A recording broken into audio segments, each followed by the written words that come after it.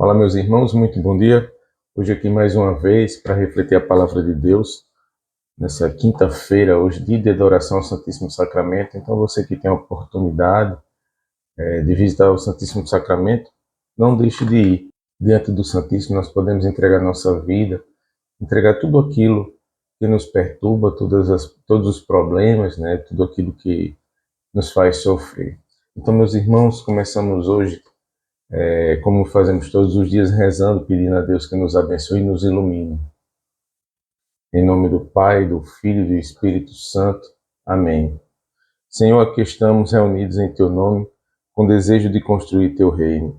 Que o Espírito Santo que enviaste aos nossos corações e mantém viva a Tua presença em nós, nos ensina o que devemos refletir e os passos que devemos dar, para que, fortalecidos com Tua graça, possamos realizar Teus desígnios. Sê Tu, Espírito Santo, o inspirador do nosso discernimento e do nosso entendimento.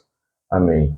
Meus irmãos, hoje vamos ler o Evangelho que está escrito em São Mateus, capítulo 16, versículo do 13 ao 23. Naquele tempo, chegando ao território de Cesareia de Filipe, Jesus perguntou aos seus discípulos no dizer do povo: quem é o Filho do Homem? Eles responderam: uns dizem que é João Batista, outros que é Elias, outros Jeremias ou um dos profetas. Disse-lhe Jesus: e vós, quem dizeis que eu sou? Simão Pedro respondeu: tu és o Cristo, o Filho do Deus vivo. Jesus então lhe disse: feliz és tu, Simão, filho de Jonas, porque não foi a carne nem o sangue que te revelou isso, mas o meu Pai que está nos céus. E eu te declaro, tu és Pedro, e sob esta pedra edificarei minha igreja. As portas do inferno não prevalecerão contra ela. Eu te darei as chaves do céu, e tudo que ligares na terra será ligado nos céus, e tudo que desligares na terra será desligado nos céus. Depois ordenou aos seus discípulos que não dissessem a ninguém que ele era o Cristo. Desde então, Jesus começou a manifestar a seus discípulos que precisava ir a Jerusalém e sofrer muito da parte dos anciãos, dos príncipes, dos sacerdotes e dos escribas. Seria morto e ressuscitaria no terceiro dia. Pedro então começou a interpelá-lo e protestar nesses termos: que Deus não permita isso, Senhor.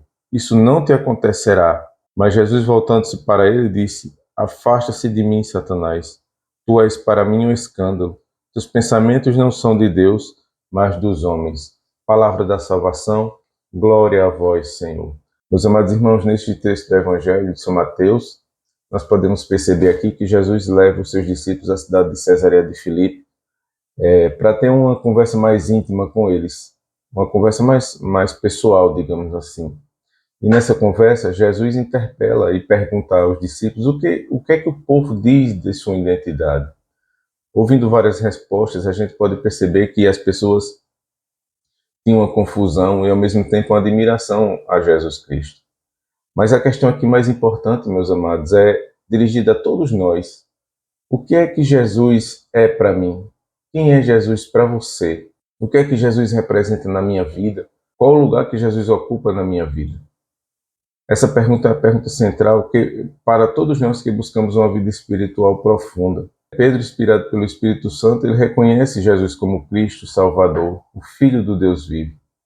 Este reconhecimento é uma revelação divina, não do fruto da lógica humana, mas representa um momento de iluminação espiritual de Pedro. Jesus, então, assim que Pedro dá essa resposta a Jesus: tu és o Filho do Deus vivo, Jesus então dá uma missão especial a ele: tu és Pedro, e sob esta pedra edificarei minha igreja. Meus irmãos, o nome Pedro significa rocha. E aqui, Jesus está estabelecendo a fundação espiritual da igreja, que se baseia na fé de Pedro como filho de Deus. A promessa de que a morte e o inferno nunca poderá vencê-la reforça a ideia de que a igreja é uma realidade espiritual eterna e que transcende as limitações do mundo físico. Jesus, quando fala sobre as chaves do reino dos céus, ele está conferindo a Pedro autoridade espiritual para liderar e guiar a comunidade de fiéis. Essa autoridade inclui o poder de ligar e desligar. O que pode ser entendido como esse poder? É o poder de discernir e determinar questões espirituais em nome de Deus. E essa tradição, esse governo, aliás, vem presente na igreja até os dias de hoje, até o Papa Francisco. Entretanto, logo após essa grande revelação, meus irmãos, Pedro demonstra sua fragilidade humana ao tentar impedir Jesus de seguir o caminho da cruz. A resposta dura de Jesus: vai para longe de mim, Satanás. É um lembrete de que mesmo aqueles que possuem grande fé podem ser influenciados por pensamentos e desejos que não estão aliados com a vontade de Deus. Todos nós somos assim. Meus irmãos, muitas vezes nós fraquejamos na fé e na nossa caminhada. Quando Jesus chama Pedro de pedra de tropeço, é porque ele vê que Pedro está tentando evitar o sofrimento e a cruz, a morte de Jesus. Porque naquele momento, meu irmão, Pedro não consegue entender e nem compreender que o caminho da cruz é essencial para a redenção da humanidade. Esse evangelho também nos ensina que a verdadeira compreensão de Cristo e de sua missão vem de uma revelação divina e que a fé em Jesus deve ser sempre acompanhada de uma submissão à vontade de Deus, mesmo quando essa vontade nos conduz a caminhos difíceis. Além disso, destaca a importância da humildade e da vigilância espiritual, lembrando-nos que, embora sejamos chamados a grandes coisas, devemos estar sempre atentos para não cair nas tentações de pensamentos mundanos. Meus irmãos, em resumo, esse evangelho maravilhoso de São Mateus nos desafia a reconhecer Jesus como Filho de Deus e a viver de acordo com essa revelação, seguindo sua vontade em todos os aspectos da nossa vida, com fé e com coragem. Mesmo nos momentos mais difíceis, é um convite também para refletirmos sobre a profundidade da nossa fé e sobre como estamos vivendo e respondendo ao chamado de Cristo em nossas vidas.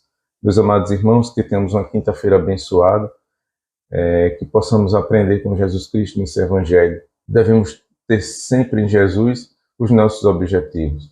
Que tenhamos um dia abençoado, uma quinta-feira repleta de bênçãos da parte de Deus, que Nossa Senhora nos proteja nesse dia. Peço a você que compartilhe esse vídeo, divulgue nas suas redes sociais, ajude também a levar o reino de Deus a muitas pessoas.